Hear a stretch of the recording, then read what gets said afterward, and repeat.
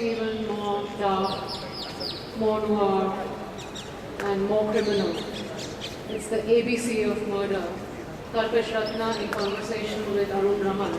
Kalpesh Ratna incidentally breaks up into Kalpana and Ishrat. Can I call all three of you on stage, please?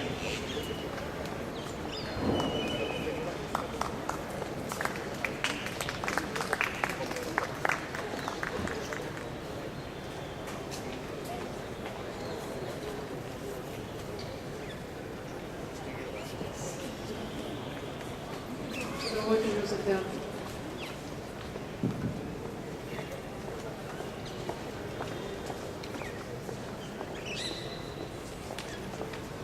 Good afternoon. I'm Satyarth Naik, author of The Emperor's Riddles. And we welcome to this very special session of Crime Writers Festival, where we are talking about murder with microbes, where laboratories can turn extremely dangerous, where it isn't B for bullets, but it's B for bacteria, and where you can actually see a serial killer through a microscope. We are talking about medical thrillers. And who better talk about medical thrillers than two doctors? Okay, my all-time favorite Sherlock Holmes story is called The Spectral Man. And in that particular story, we have a doctor who's a murderer. And Sherlock Holmes says, and I quote, "When a doctor goes wrong, he is the criminal of the highest order, because he has the knowledge and he has the nerve." So we have two doctors here who have the knowledge and most definitely have the nerve. Twice the nerve, right? That's Kalpana Swaminathan and Ishrat Syed. Together they are Kalpesh Ratna, and they have created two amazing medical thrillers. One, of course, is called The Quarantine Papers, and their latest book is called Room 000. Now that's an intriguing title that I'm going to check out right away. So before we talk about that, and they have an amazing presentation regarding Room 000 that they'll be showing us. I'm very excited about that. Before we get onto that, just one question, and then we'll get on to the presentation. What does it take to really create an amazing medical thriller? What are the elements, Kalpana? The first thing is, I think you should drop the word amazing. The moment you decide something is amazing, it ceases to amaze. You should also drop the word thriller. You should just look at the facts as they stand, and you will discover and mention the truth. So, our book, Room 000, is a bit surprising in this festival because, unlike all the other books which are being featured here, this is a work of non-fiction. There's not a line in it which is not an absolute fact. I think we can start with the presentation now, and we'll continue the discussion on medical thrillers as we go. Yes, over to Kalpesh Ratna.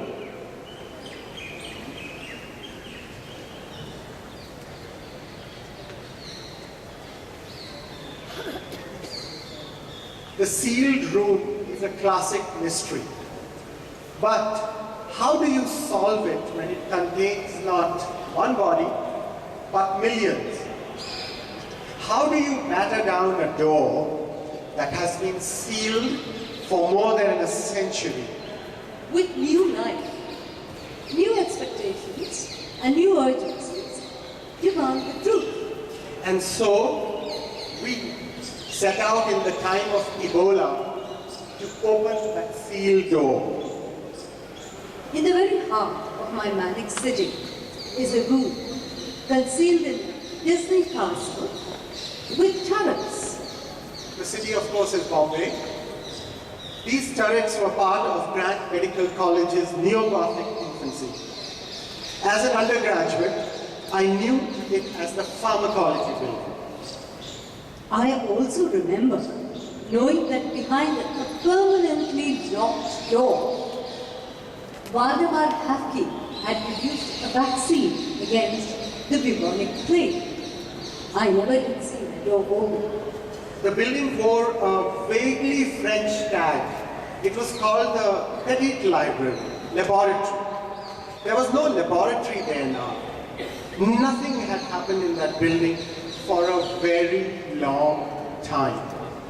But 30 years later, I went looking for it. Yes, I know those turrets. and expected them to be pulled down any day. Yet, here they were now, Disneyfied. I drove in through the gates that led straight to the decrepit college building. The missing facade had left a Gothic cavitation. It was like standing inside a De Chirico painting. A regressive geometry of arches multiplied skyward, framing a telescoped emptiness. I looked up, and there it was. Between the dark canopy of a mango tree and the tender frou-frou of a young badam were three modest turrets, flanked by a taller heron. Definitely Disney, but from this vantage, no longer so brashly good. Above the foliage, they looked like castles on an invisible chessboard, frozen in a game abandoned long ago. With its gold and ebony burnish, the building resembled a flamboyant monarch butterfly. The moment I entered its portals, I realized I had ambushed this monarch in mid-ecdysis. I smelled sawdust before I started coughing.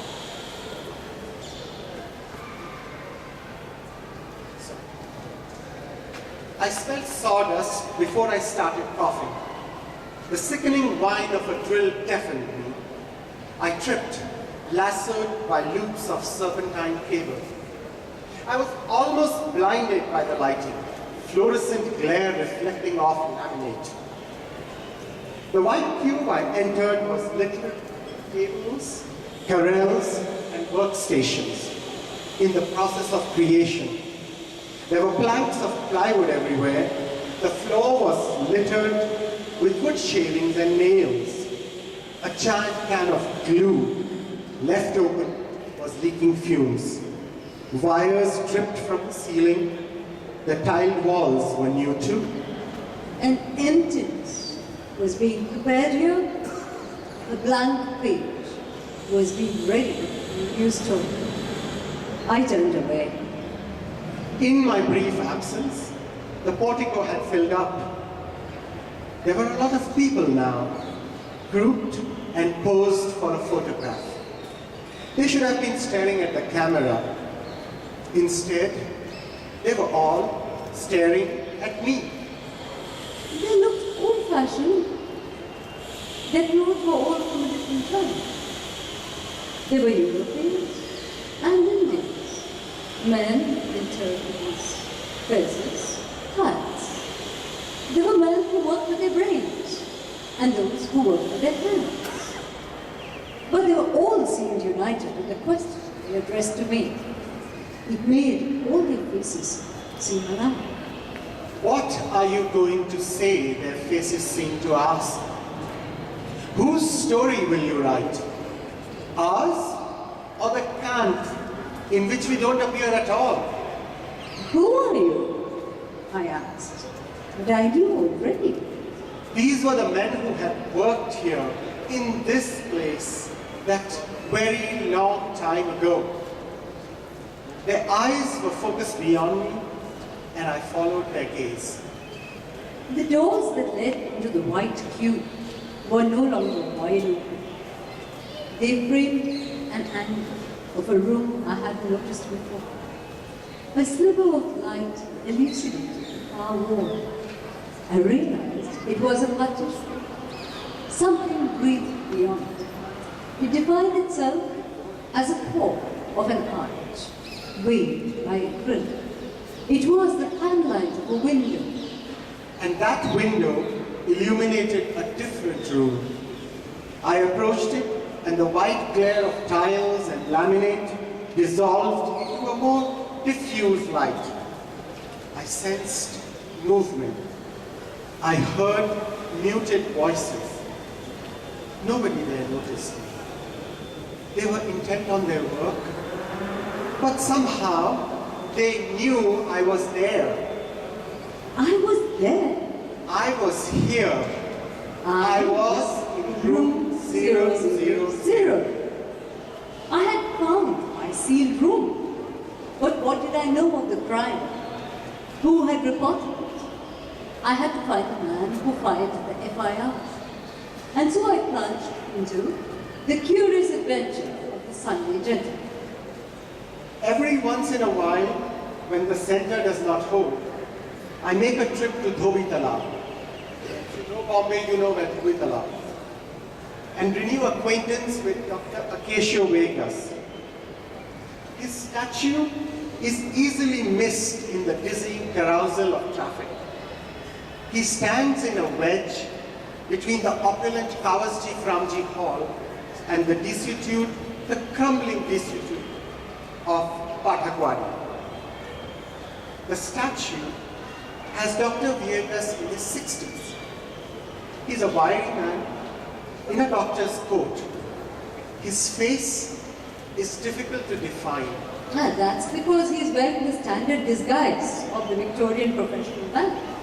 A pince neck and a bottle brush moustache. The sculptor has captured a nervous edginess that, to me, explains the man. Restrained by a railing, he seems to shake a fist at the city that wheels by. His venerable head is a little encrusted with bird droppings. Dr. Vegas, I know, was not quite as mellow. The year I met him, the city had plunged headlong into chaos, and he was at the helm of it. On Sunday, 19 September 1896, Dr. Acacio Viegas diagnosed 2 cases of plague. There was No doctor in Bombay had ever seen the plague before. There was no time to lose. The plague must be brought to public notice, and Dr. Vegas needed proof. Bacteriology was the new science, introduced by Louis Pasteur and Robert Koch. Germs, do they really exist? Well, Dr. Vegas just needed forensic proof. So he went to Dr. Surveyor, who was a coming man. And which brings us to the second witness to the sealed room mystery. Time now to meet the reluctant ephemerals. All we know of Dr. Surveyor comes from his notes and from the letter he wrote to the Times of India. Dr. Nasarwanji Surveyor, his story begins on Monday, 21st of September 1896, when he arrived at Dr. Viegas' clinic. Dr. Vegas' interest in bacteriology was purely forensic. But science needs detail for veracity.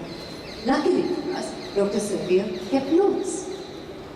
This is the first forensic report on record, ignored by science and overlooked by history.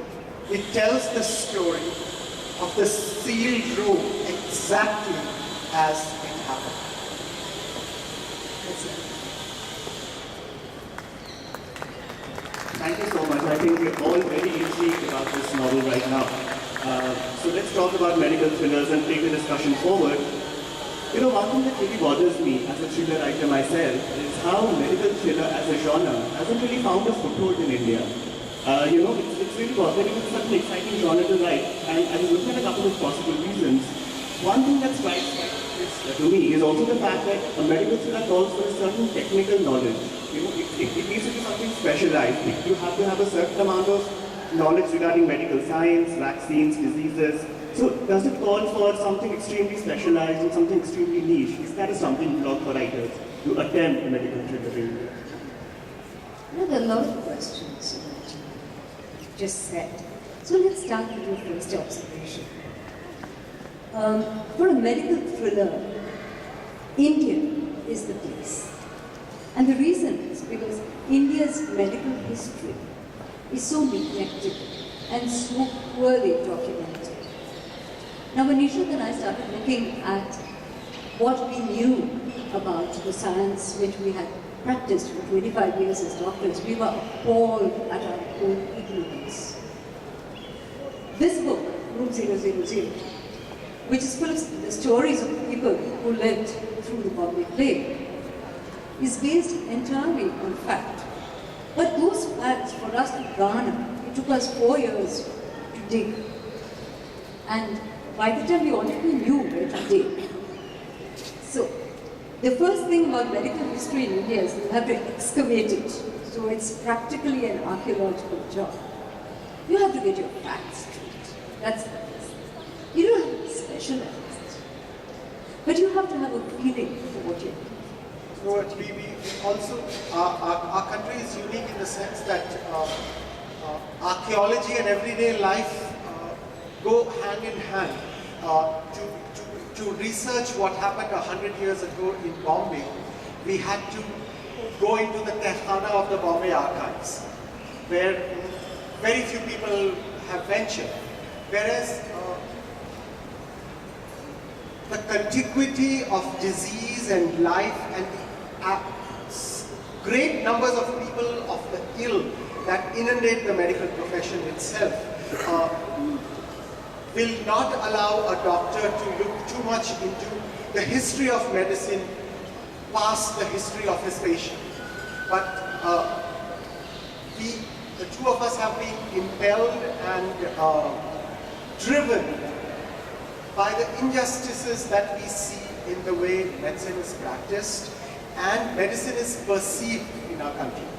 Also because the education that most of us receive, whether in medicine or whether in any other field, seems to be directed from the Western world.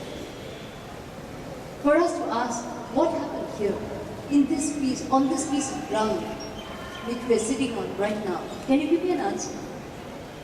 Can you tell me what happened right here, say 100 years ago?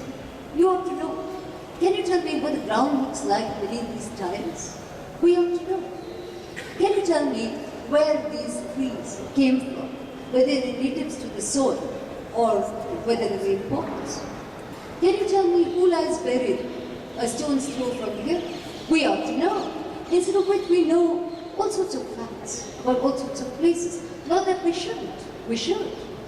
But it's kind of silly not to know what happened right where you belong. And we were tired of being so ignorant on that.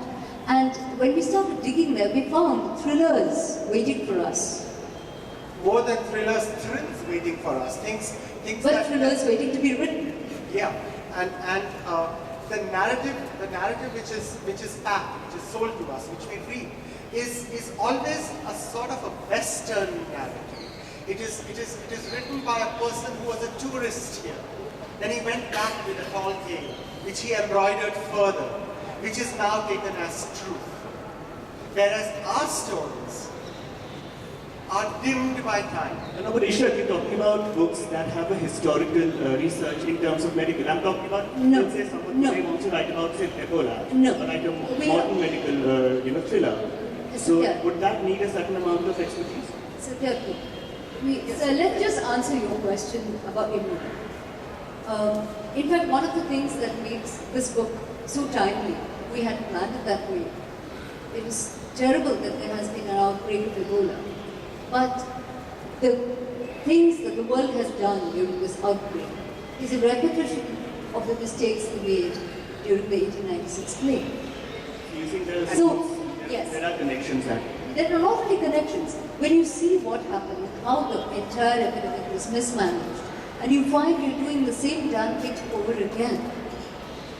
So, if you don't notice history as the old chestnut goes, you're condemned to repeat it. And we are doing that. And we've begun to think of epidemic disease as nature's response to what our species has done to this planet. And it is nature biting back. And when nature bites back, we are just one insignificant species on this planet. In geological time, we have existed here in the last 9 seconds. And it's very strange that this thought which you should just voiced is more ancient than in India than anywhere else. Because in Indian medicine, which we today call Ayurveda. The concept is that disease is an insult to the environment. And the moment you insult the environment, you get disease. It's the same thought which was voiced by Hippocrates a little earlier. Today, the new science of emerging diseases, which explains diseases like AIDS and Ebola, points out that these diseases come about only when we make a break with the rules of the environment. But in India today, we're a little slow to grasp this. And that's very, very terrible because diseases are emerging around us, even as we sit here. And we're making them happen. So unless we understand how we make them happen, we're not going to be able to stop them. Sure. Another device that medical thrillers also use is the device of body horror, which we understand as graphic destruction of the human body. And that is there in your book, that's there in my book. So, and body horror has been used, it's a favorite device in Hollywood horror movies, Asian horror movies, even European horror movies. But somehow Indian writers tend to shy away from body horror. Well, if you look at our ancient texts, Ramayana and Mahabharata, you actually find examples of body horror even way back then. So do you think somewhere down the line we are kind of shying away? We are proofs when it comes to showing physical love. Are we also proofs regarding physical destruction? Do you think that's a stumbling block as well? No, Satya, this concept of body horror, when you talk of body horror, you talk of something gory shown on a television screen or on a cinema screen. The fact is that we are living amidst body horror. Look around you. And we as surgeons, we open body horror every day and correct it. So for me, this concept of gore on television is laughable. Horror is all around us. And it is part of us. It is actually part of our DNA. I think to use the word horror as a device, as a literary device, as you use, doesn't have a place in medical fiction. Now let me give you an example. What's that? Hot Zone. What is the chap's name? Richard Preston. Richard Preston's Hot Zone came out in the 80s, which was the first fictional documentation of Ebola. It scared the wits out of all of us, including doctors. Today, he goes back on record saying how regrettable it was that he sensationalized the whole thing to sell the book. And that's I think it kind of spoils the story for the reader. Not the retraction, but the fact that if you over-sensationalize what is a simple fact, a simple observation, you're getting away from the truth. No, people become desensitized. Yes. Now, God forbid that an Ebola outbreak had taken place in central United States. Can you imagine what kind of response the world would have generated by now? Just because it is in Equatorial Africa, it's happening over there. No, exactly. So when it's always something happening in a place where things, well, they deserve it. And that's what they told us about India over and over again. They said, oh, cholera comes from India, oh, tuberculosis comes from India, oh, malaria comes from India. I don't know how Ebola has it. And of course the plague. Now, when we were writing this book, one of the things we discovered, because we had to go through the standard narrative of disease, which is the official documents, when we came to looking at the hospital papers, that's when we discovered the people. Because in the official narrative of a disease, there are only statistics. Sometimes there are names, sometimes, but not if the disease begins in a third world country like India. Then the index patients are never given the name. They're always a poor Indian suffering with the work on a pavement. That's all there is. But when you come to the hospital records, suddenly, it's no longer a disease. It becomes something that's happening just next to you, something that's happening to one of us. And that's when we discovered the stories that went into this book. And the moment we started seeing the stories of people, the narrative changed completely. It was nothing like that epidemic of plague was nothing like what we had been reading about. Because all the mistakes are glossed over in the narrative. If you read an official history, if you read the Indian Plague Commission report, 1,000 pages of it, what you will come out with is complete obfuscation. You will not know what exactly. Because Or if you read, perhaps you already have, there has been a biography of the French scientist Alexander Rieser, which came out a few months ago. A brilliant man, and who was here in Bombay during the plague to offer a plague cure. and in fact, the plague germ was is discovered named after is him. named after him. It honors him. It is called Yersinia pestis to honor Yes. Emil Yersin. But when you read the letters to, now this man was a very strange guy, he documented all his achievements through letters to his mother, which were carefully preserved. There are more than 1,500 letters to his mother.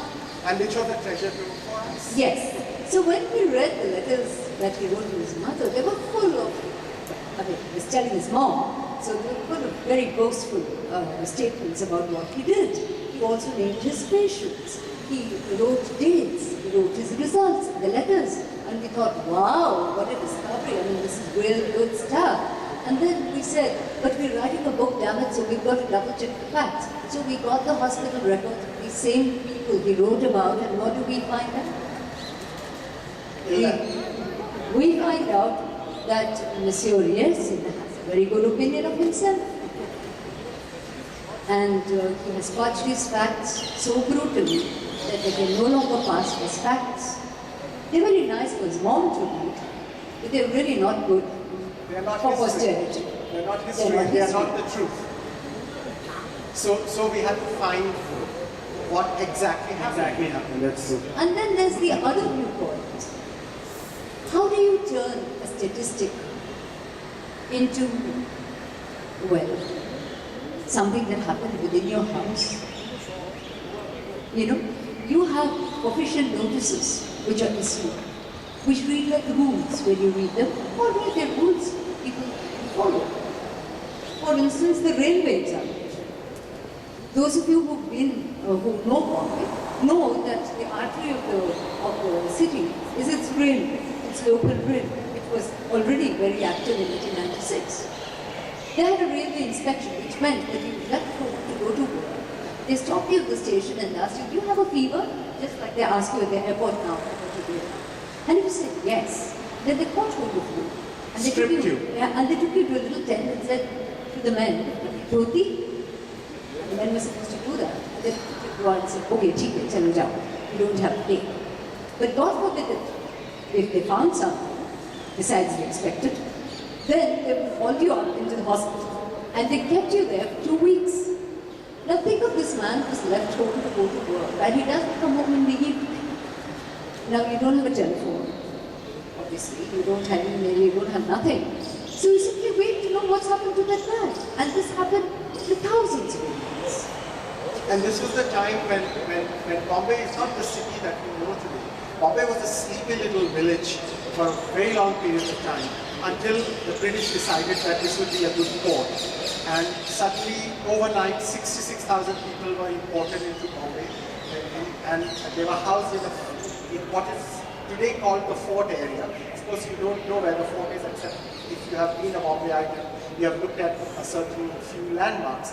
They were housed there. They were made to work on what is now Victoria Terminus, the municipal building, St. George's Hospital. So we actually had concentration camps. No, in a he's way. talking about 1675, how Okay. it started. But That's Global okay. talks about concentration camps Yeah. in They come to 1896. Ah, Yes. So, taking it forward 200 years from what Isha just mentioned, by 1896 the British knew the only way they could control this unruly, disease-ridden population, because of course none of the British living in Bombay ever caught the plague. There were only the blacks who got the plague. So how are we going to control them? So they decided to herd us all into camps. And these camps, these plague camps, became the pattern for later the concentration camps in Nazi Germany. Because from here, From here, idea the went concept, to the from board. here the concept went to South Africa during the Boer War. And by then they were quite good at what they were doing. Not that it stopped the plague, it did not. But it gave them a framework of how they can manage the natives. Now natives can be anywhere. So then the next set of natives they had to manage were in South Africa. Hitler, of course, being who he was, he took that a further step further. And then we got Auschwitz and Birkenau and Riga and Dachau and Berlin. Fascinating. So it isn't really Hitler who invented the concentration camps. It's And not there's also the other earlier part of what they did. As soon as the plague started, they worked, the British, the Sarkar, worked on the Indian consciousness of differences, the divided rule. And they were quite certain that, people of one community would not want to be nursed in the same place as people of another community. So in a small area, they had 18 different caste hospitals.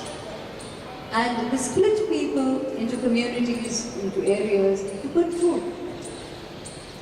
And this was at a time when there was no medical treatment for the plague. In fact, Room 000 was the place where the germ of plague was first identified by Dr. Survey. And a few reports had come about in world press, in the Lancet, where Alexander Yersin had found a similar bacillus in Indochina. And his report had been in the Lancet, which of course our doctors had read, although our doctors were not allowed to be called doctors because they were still natives. And Dr. Surveyor's brother, who was working at the newspaper, he tells him, get your facts out first, otherwise some white-skinned person will come here and his word will be taken as true.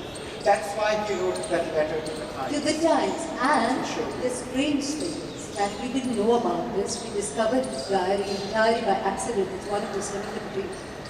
When we discovered this diary, which has been housed in a library and nobody's wanted or cared to look for it, when we found his diary, we discovered that he was the first guy who has documented each and every instance which happened in the city. And his record has been forgotten. What he did has been forgotten. So, like him, all the Indians who worked on the plague at that time have all been forgotten. We do remember Waldemar Hafke, of whom we are very proud, and who did invent a vaccine, a serum, which was a vaccine against plague. Yes, we are very grateful to him. But alongside Hafke were 100 Indians who worked with even more dedication and skill. Where are they today? They are all forgotten. And this is what angered us. And it angered us even more to be told that such a view of history is revisionistic or subaltern. From whose point of view? Dr. Hafkin is remembered, there are very few biographies, and what pass as biography are actually hagiographies, and with very little fact to them. And of course, always the chapter is devoted to the fact that he used the vaccine on himself first. But what about all the Indians who were working there who had already injected themselves before Hafkin ever did? And on the basis of what they had done, the vaccine samples were taken to this jail and that jail where people were trotted out and given them. And don't forget, many of the people who volunteered in this entirely new experimentation were medical students who came forward and said, try it on me. Maybe it will help my family. Or maybe it will help the man on the pavement who's dying. I don't know. So these are the heroes of It's really our fascinating. city, I think the it's ordinary time you people. look at their books and learn more about the entire stuff. And I think as she's talking about plague, I think even today we have issues like biological warfare, there are issues like stem cells, cloning, surrogacy, euthanasia. There's so much in terms of medical thrillers that are stories waiting to be told. So I think, it would be wonderful if writers get inspired and create stories.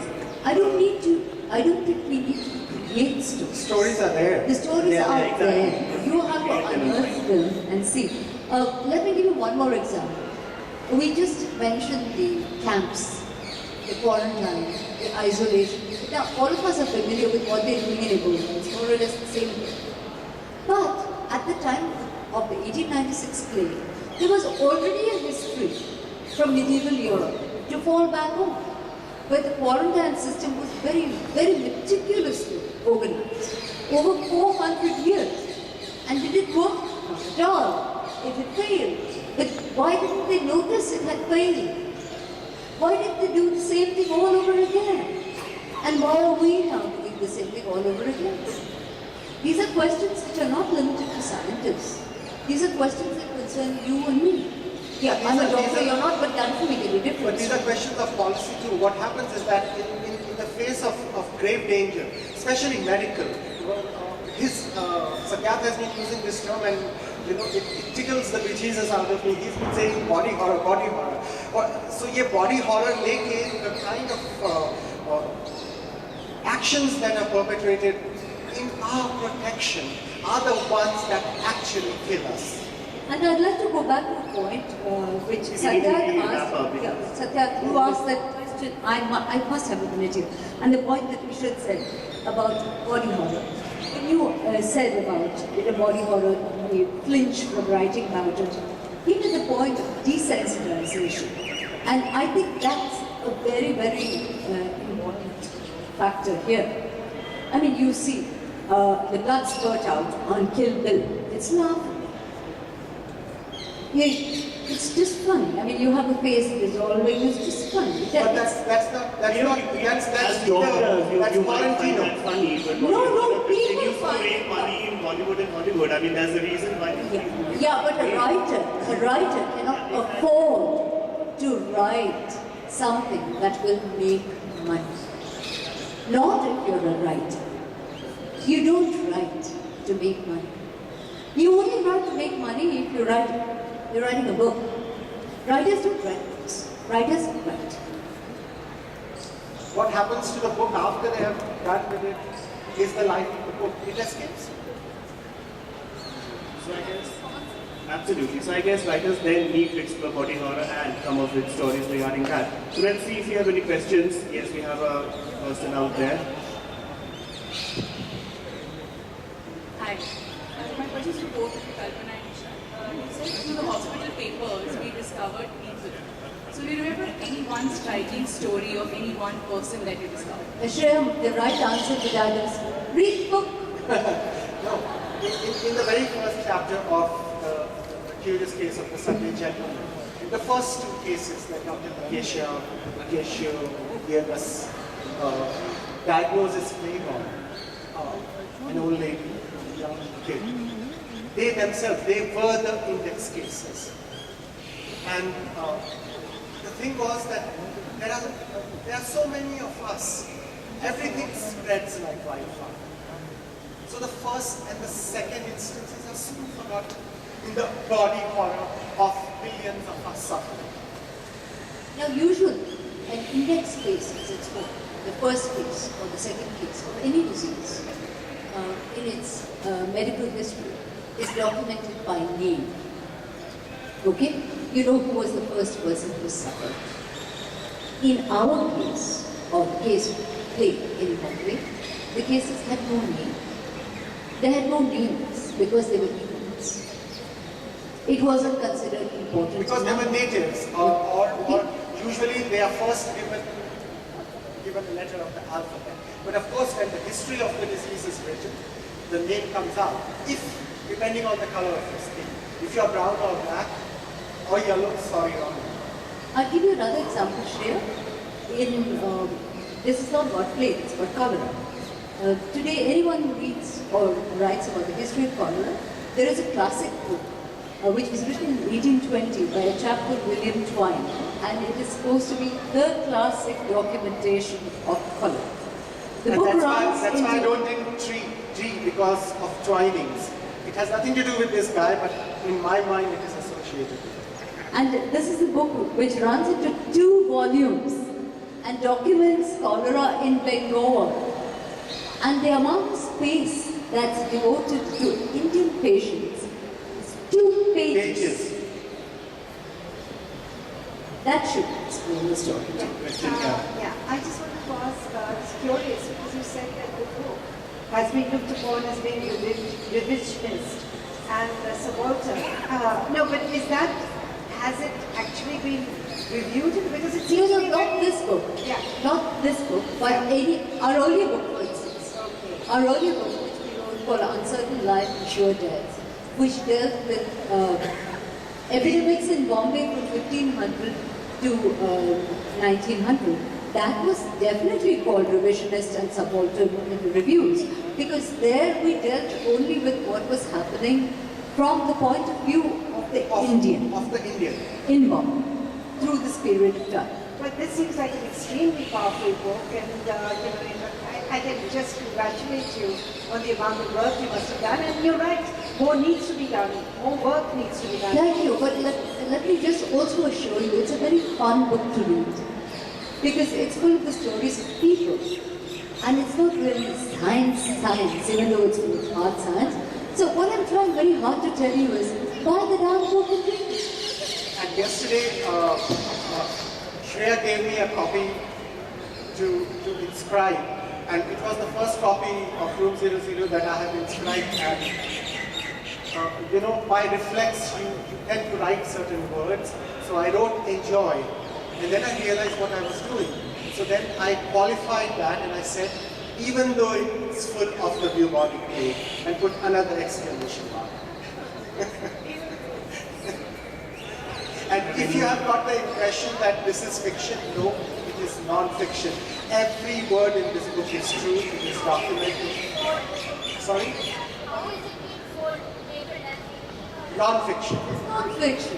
It's non-fiction. And the other thing which is exciting for us while writing this book was, we discovered so much of Bombay in 1896 that we didn't know about. I mean, things like fashions, menus, hotels, of course the streets and the bylanes we already knew. But recipes, now these were curious things that we discovered through the lives of these people. And we can walk down Bombay lanes today, which have no relevance or no relation to what we have been reading about.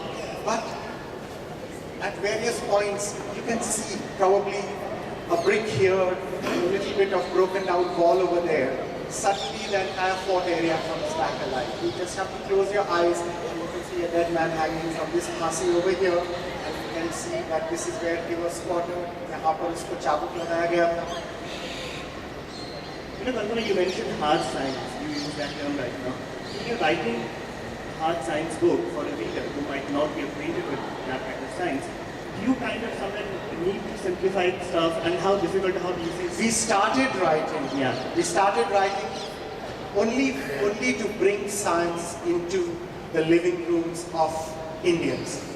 Because science is not something which should be shut when we shut down the book and we put it away or shelve it. Science is all around us. We live, breathe, we are alive. We are human because of science. And we have to stop divorcing it from our everyday life. So our only endeavor is to make science accessible. And if you read anything that we write, you will find that it is curiously free of jargon.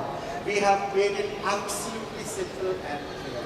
And if anywhere you find that some jargon is still existent, please pull us up. So, my name is Abhinav, and my question is like when you were researching about what all things happened in 1896, what the epidemics and what Ebola, for instance. So, my question is like when you were researching about the people who died or Jhunke Kushwaha, so what were the things which were going in your mind at that time? Like, were you deeply emotionally touched? Those stories were actually very intense, like they died. Yes. Actually, long before we wrote this non-fiction book, the stories that we found were so excruciatingly emotional and horrifying that we actually wrote a novel before we could bring ourselves down to the true stories down. So the first book we wrote was Quarantine Papers, which also deals with the Bombay plague, and we wrote it as a novel. And in that novel, we used a lot of archive material straight from the archives, which are personal accounts of people who suffered And who were Indians, who are not there either in the Those are colonial medical narrative accounts. or in the official histories of the public place. Yeah. That medical negligence is still going in this. That You medical, can't call it I don't call negligence. it medical negligence takes you into a different cul-de-sac. No, this negligence is part of everyday life. This negligence is political, this negligence is ecological, this negligence is medical, this negligence is personal. Because we don't fight against it, we become engulfed by these negligences and our life gets ruled by negligence only. And that as we are living negligence is today. very simple. It's the failure to notice. Failure to notice and failure to speak up. When they came for me, there was no one left to speak for me. Martin Nyman. Okay, I think we're running out of time. We'll have to wrap it up here. And if anyone has any more questions, I'm sure you can. I'm sorry, we're running out of time here. So you can just catch them outside, and I'm sure they'll be happy to answer. You meet us already glaring at me, so I think we need to wrap it up here. So thank you so much. It has been a wonderful session. Thank you, Kalpesh and Ratna. And the books are Thank you, very Satya. nice, guys. Thank you. And we still have to discuss about body horror, so let's get that. Satya, for that body horror, we wait eagerly for your next You book. have to. Because You your have first book, in The Emperor's Riddle, which I'm in the middle of reading, body horror hits you straight in the eye. Exactly, that it does. And I have my mother here who hated me for creating that murder scene. She's like, how the hell can you have that scene in your book? So body horror is very real, ladies I and think gentlemen. by now she must be very proud of this scene. Thank you so much. Thank you so much for the lovely audience. Thank you for being so patient. Thank you so much. I think this session will spill over a little outside because I'm sure all of you have a lot of questions to ask from Kalpana, Ishrat and Satya. You're very welcome to, a lot more happens at festivals outside the session. That's far more interesting. Sometimes.